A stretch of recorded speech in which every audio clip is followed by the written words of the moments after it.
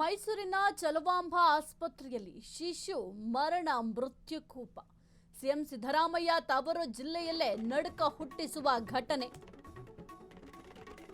ಮೈಸೂರಿನ ಚಲವಾಂಬ ಆಸ್ಪತ್ರೆಯಲ್ಲಿ ಸದ್ಯಕ್ಕೆ ಮೃತ್ಯು ಕೂಪ ಆಗ್ಬಿಟ್ಟಿದೆ. ಸಿಎಂ ಸಿದ್ದರಾಮಯ್ಯ ತವರು ಜಿಲ್ಲೆಯಲ್ಲೇ ನಡುಕ ಹುಟ್ಟಿಸುವ ಘಟನೆ.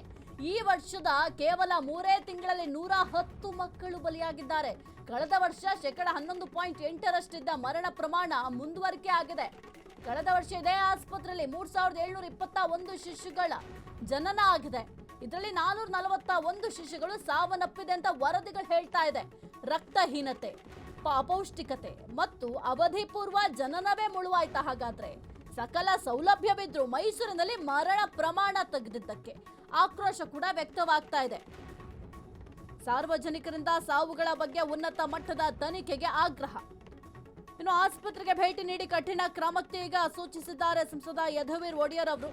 ಗಂಭೀರ ಪ್ರಕರಣಗಳು ಹೆಚ್ಚಾಗಿ ಬರ್ತಾ ಇರುವುದೇ ಸಾವಿಗೆ ಕಾರಣ ಅಂತ ವೈದ್ಯರು ಹೇಳ್ತಾ ಇದ್ದಾರೆ.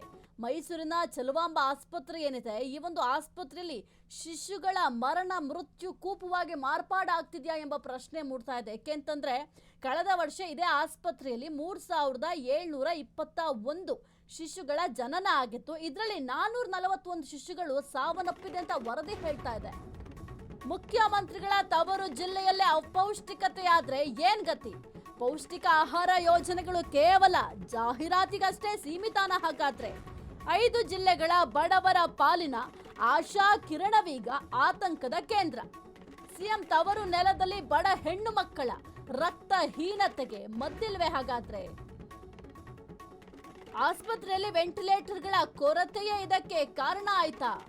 ಗರ್ಭಿಣಿಯರ ಆರೋಗ್ಯಕ್ಕೆ ಬಜೆಟ್ನಲ್ಲಿ ಇಟ್ಟ ಹಣ ಎಲ್ಲಿ ಹೋಯ್ತು? ಹಾಗಾದ್ರೆ ಪೌಷ್ಟಿಕ ಆಹಾರ ಯೋಜನೆಗಳಿದಾವೆ, ಆ ಒಂದು ಯೋಜನೆಗಳು ಕೇವಲ ಜಾಹೀರಾತಿಗಷ್ಟೇ ಸೀಮಿತ ಆಯ್ತಾ? ಕೆಲವೊಂದಿಷ್ಟು ಯೋಜನೆಗಳು ಈ ರೀತಿಯಾಗಿ ಜನರಿಗೆ ಅನುಕೂಲ ಆಗ್ಲಿ ಅಂತ ನಾವು ಯೋಜನೆ ಮಾಡಿದ್ದೀವಿ ಅಂತ ಹೇಳ್ತಿರಲ್ಲ, ಆ ಯೋಜನೆಗಳು ಮೊದಲು ಜನರಿಗೆ ತಲುಪಿದ್ಯಾ ಅನ್ನೋದನ್ನ ನೀವು ಮೊದಲಿಗೆ ಪರಿಶೀಲನೆ ಮಾಡಬೇಕಾಗತ್ತೆ. ಎಲ್ಲಿ ತಲುಪಿದೆ ಯೋಜನೆಗಳು? ಎಷ್ಟರ ಮಟ್ಟಕ್ಕೆ ಜನರಿಗೆ ಆ ಯೋಜನೆಗಳು ತಲುಪಿದೆ? ಅದಕ್ಕೊಂದು ಬೆಸ್ಟ್ ಎಕ್ಸಾಂಪಲ್ ಅಂತಂದ್ರೆ ಈ ಒಂದು ಆಸ್ಪತ್ರೆ ಅಂತ ಹೇಳಬಹುದು. ಇನ್ನು ಪೌಷ್ಟಿಕ ಆಹಾರ ಯೋಜನೆಗಳಿದ್ದಾವೆ, ಕೇವಲ ಜಾಹೀರಾತು ಕೊಡ್ತೀರಾ? ಈ ರೀತಿ ಯೋಜನೆಗಳಿದ್ದಾವೆ, ಸರ್ಕಾರದಿಂದ ಜನರಿಗೆ ಅನುಕೂಲ ಆಗಲಿ, ಅದರಲ್ಲೂ ಮುಖ್ಯವಾಗಿ ಯಾರೂ ಕೂಡ ಈ ಒಂದು ಪೌಷ್ಟಿಕ ಆಹಾರ ಸಿಕ್ಕಿಲ್ಲ ಅಂತ ಸಾವನ್ನಪ್ಪಬಾರ್ದು, ಆ ಒಂದು ಕಾರಣಕ್ಕೆ ನಾವು ಈ ಯೋಜನೆಗಳನ್ನ ಜಾರಿ ಮಾಡ್ತಾ ಇದ್ದೀವಿ ಅಂತ ತುಂಬಾ ಜಾಹೀರಾತುಗಳನ್ನ ನೋಡಿರ್ತೀರಾ. ಕೇವಲ ಜಾಹೀರಾತಿಗಷ್ಟೇ ಸೀಮಿತ ಆಯ್ತಾ ಆ ಯೋಜನೆಗಳು? ಜನರಿಗೆ ತಲುಪ್ತಾ ಇಲ್ವಾ?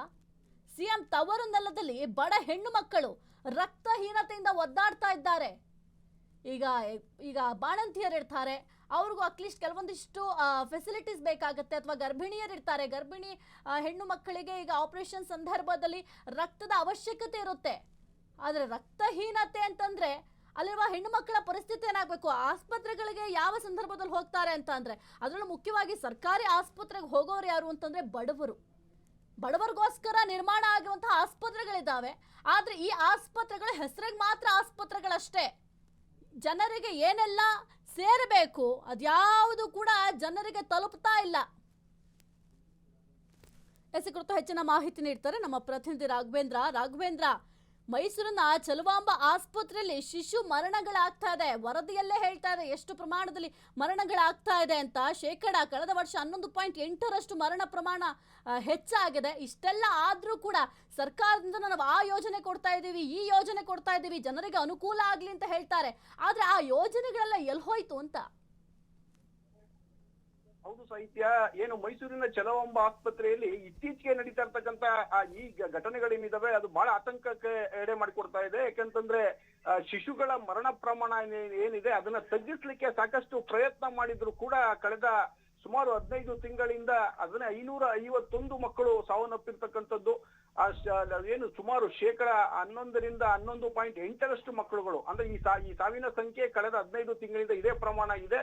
ಹಾಗಾಗಿ ಇದನ್ನ ತಗ್ಗಿಸ್ಲಿಕ್ಕೆ ಯಾವುದೇ ರೀತಿಯಾದಂತಹ ಕ್ರಮಗಳು ಚಲವಾಂಬ ಆಸ್ಪತ್ರೆಯಲ್ಲಿ ಆಗಿಲ್ಲ ಅನ್ನುವಂಥದ್ದು ಬಹಳ ಆತಂಕ ಸೃಷ್ಟಿ ಮಾಡ್ತಾ ಇರ್ತಕ್ಕಂಥದ್ದು. ಇದು 5 ಜಿಲ್ಲೆಗಳ ಏನು ಪಾಲಿಗೆ ಒಂದು ಆಶಾಕಿರಣವಾದಂತಹ ಆಸ್ಪತ್ರೆ. ಮೈಸೂರಿನ ದೊಡ್ಡ ಆಸ್ಪತ್ರೆಯ ವ್ಯಾಪ್ತಿನಲ್ಲೇ ಚಲವಾಂಬ ಆಸ್ಪತ್ರೆ ಕೂಡ ಬರ್ತಕ್ಕಂಥದ್ದು. ಹೀಗಾಗಿ ಇಲ್ಲಿ ಏನು ಶಿಶುಗಳ ಮರಣ ಆಗ್ತಾ ಇರ್ತಕ್ಕಂಥದ್ದು ಸಾಕಷ್ಟು ಅಂದ್ರೆ ಬಡವರ ಪಾಲಿಗಂತೂ ಸಾಕಷ್ಟು ಆತಂಕ ಸೃಷ್ಟಿ ಮಾಡುತ್ತೆ. ಯಾಕಂದ್ರೆ ಸುತ್ತಮುತ್ತ ಇರ್ತಕ್ಕಂಥದ್ದು ಎಲ್ಲರೂ ಕೂಡ ಈ ಆಸ್ಪತ್ರೆಯನ್ನೇ ಅವಲಂಬಿಸಿರ್ತಕ್ಕಂಥದ್ದು.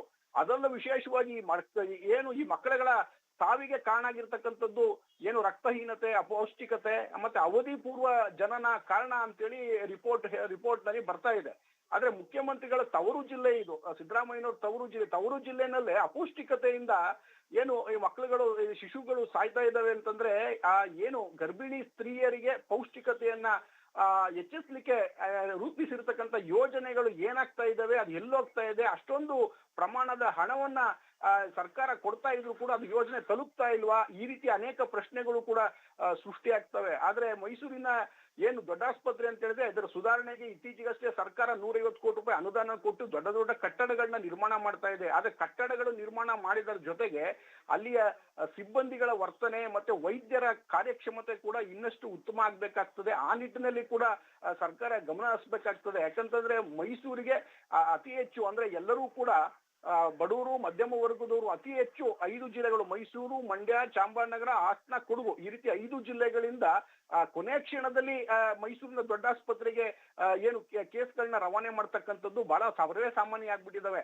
ಕೆಲವೊಂದು ಸಮಯದಲ್ಲಿ ಕೊನೆ ಗಳಿಗೆನಲ್ಲಿ ಬಂದಂತ ಏನು ಗರ್ಭಿಣಿಯರ ಏನು ಹೆರಿಗೆ ಏನ್ ಮಾಡುತ್ತಿದೆ ಅದು ಬಹಳ ಕಷ್ಟ ಆಗಿರುತ್ತೆ. ಅದು ಒಂದು ಕಾರಣ ಇರ್ಬೋದು, ಅವಧಿ ಪೂರ್ವ ಜನನ ಇರ್ಬೋದು. ಕೊನೆ ಗಳಿಗೆನಲ್ಲಿ ರವಾನೆ ಮಾಡ್ತಕ್ಕಂಥ ಇದು ಕೂಡ ಅವಾಗ ಕೂಡ ಬದುಕಿಸ್ಲಿಕ್ಕೆ ಸಾಧ್ಯತೆ ಕಡಿಮೆ ಇರುತ್ತೆ. ಅದು ಕೂಡ ವೈದ್ಯರ ಮೇಲೆ ಒತ್ತಡ ಇರಬಹುದು. ಆದ್ರೆ ಏನು ಈ ಪ್ರಮಾಣ ಏನಿದೆ 11.8 ಅಂತ, ಈ ಪ್ರಮಾಣವನ್ನ ತಗ್ಗಿಸ್ಲಿಕ್ಕೆ ಸರ್ಕಾರ ಪ್ರಯತ್ನ ಮಾಡಲೇಬೇಕಾಗ್ತದೆ. ಜೊತೆಗೆ ಮೈಸೂರು ಮೆಡಿಕಲ್ ಕಾಲೇಜ್ ಏನಿದೆ ಈ ವಿಚಾರವನ್ನು ಅತ್ಯಂತ ಗಂಭೀರವಾಗಿ ಪರಿಗಣಿಸಬೇಕಾಗ್ತದೆ. ಸಾಹಿತ್ಯ ರಾಘವೇಂದ್ರ, ಈಗ ಬಹಳ ಮುಖ್ಯವಾಗಿ ವೆಂಟಿಲೇಟರ್ಗಳ ಕೊರತೆ ಕೂಡ ಇದೆ ಅಂತ ಹೇಳಲಾಗ್ತಾ ಇದೆ.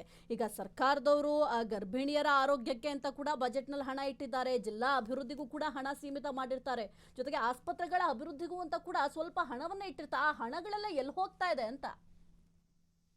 ಹೌದು ಸಾಹಿತ್ಯ, ಏನು ಮೈಸೂರು ಮೆಡಿಕಲ್ ಕಾಲೇಜಿಗೆ ಹಣದ ಅನುದಾನದ ಕೊರತೆ ಹೆಚ್ಚಿನ ಮಟ್ಟಿಗೆ ನಮ್ಗೆ ಕಾಣಿಸ್ತಾ ಇಲ್ಲ. ಯಾಕೆ ಅಂತಂದ್ರೆ ಅಲ್ಲಿ ತುಂಬಾ ಬಡ ರೋಗಿಗಳು ಬರ್ತಾರೆ, ಅಲ್ಲಿ ಬರ್ತಕ್ಕಂಥವ್ರಿಂದಲೂ ಕೂಡ ಒಂದು ನಿಗದಿತ ಶುಲ್ಕವನ್ನ ಕೂಡ ವಸೂಲಿ ಮಾಡ್ತಾರೆ.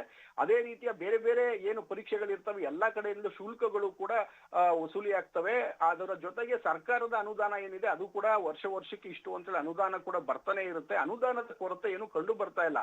ಆಮೇಲೆ ಏನು ಸೌಕರ್ಯಗಳೇನಿರ್ತದೆ, ವೆಂಟಿಲೇಟರ್ಗಳನ್ನ ಸಾಕಷ್ಟು ಪ್ರಮಾಣದಲ್ಲಿ ವೆಂಟಿಲೇಟರ್ಗಳನ್ನ ಒದಗಿಸಿದ್ದಾರೆ. ಆದ್ರೆ ಇತ್ತೀಚೆಗೆ ಏನಾಗ್ತಾ ಇದೆ ಅಂತ, ಆ ವೆಂಟಿಲೇಟರ್ಗಳು ಇದ್ದಕ್ಕಿದ್ದಂಗೆ ಕೆಟ್ಟು ನಿಲ್ತಾ ಇದಾವೆ. ಅಂದ್ರೆ ಆ ದುರಸ್ತಿ ಮಾಡ್ಲಿಕ್ಕೆ ಸರಿಯಾದಂತ ಏನ್ ಮೇಂಟೆನೆನ್ಸ್ ಮಾಡ್ತಾರಲ್ಲ, ನಿರ್ವಹಣೆ ಮಾಡುವಂತ ಏನು ಒಂದು ಏಜೆನ್ಸಿಗಳನ್ನ ಫಿಕ್ಸ್ ಮಾಡ್ತಾರಲ್ಲ, ಆ ಏಜೆನ್ಸಿಗಳನ್ನ ಸರಿಯಾದಂತ ರೀತಿನಲ್ಲಿ ಸಮರ್ಪಕವಾದ ರೀತಿನಲ್ಲಿ ಏನು ಮೈಸೂರು ಮೆಡಿಕಲ್ ಕಾಲೇಜಿನ ಡೀನ್ ಇರ್ಬೋದು ಅವರೆಲ್ಲ ಕೂಡ ಹತೋಟಿಗೆ ತಗೊಂಡು ನಿಯಂತ್ರಣ ಮಾಡಿದ್ರೆ ವೆಂಟಿಲೇಟರ್ಗಳ ಕೊರತೆ ಬರಲ್ಲ. ಸಾಕಷ್ಟು ವೆಂಟಿಲೇಟರ್ಗಳು ಇದ್ರೂ ಕೂಡ ಅನೇಕ ಸಲ ವೆಂಟಿಲೇಟರ್ ಕೆಲಸ ಮಾಡ್ತಾ ಇರಲ್ಲ, ಎಲ್ಲ ದುರಸ್ತಿಯಾಗಿ ಬಿದ್ದಿರ್ತವೆ. ಇಂಥ ಮೇಂಟೆನೆನ್ಸ್ಗೆ ಹೆಚ್ಚಿನ ಕೊರತೆ ಆಗ್ತಾ ಇರ್ತಕ್ಕಂಥದ್ದು. ಮೇಂಟೆನೆನ್ಸ್ಗೆ ಹಣ ಇಲ್ಲ ಅಂತಾರೆ, ಅನುದಾನ ವರ್ಷಕ್ಕೊಂದ್ಸಲಿ ಬರುತ್ತೆ, ಬಟ್ ಮೇಂಟೆನೆನ್ಸ್ಗೆ ನಿರ್ವಹಣೆಗೆ ನಮ್ಮ ಹತ್ರ ದುಡ್ಡಿಲ್ಲ ಅಂತೇಳಿ ಮೆಡಿಕಲ್ ಕಾಲೇಜ್ನವ್ರು ಹೇಳ್ತಕ್ಕಂಥದ್ದು.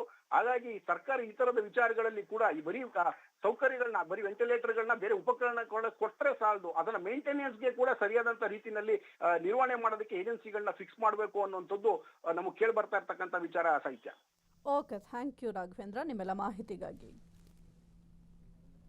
ಕ್ಷಣ ಕ್ಷಣದ ಸುದ್ದಿಗಳಿಗಾಗಿ ಫ್ರೀಡಂ ಟಿವಿ ಸಬ್ಸ್ಕ್ರೈಬ್ ಮಾಡಿ, ಲೈಕ್ ಮಾಡಿ ಹಾಗೂ ಫಾಲೋ ಮಾಡಿ. ಹೊಸ ಸುದ್ದಿಗಳ ನೋಟಿಫಿಕೇಶನ್ಗಾಗಿ ಬೆಲ್ ಐಕಾನ್ ಮೇಲೆ ಕ್ಲಿಕ್ ಮಾಡಿ.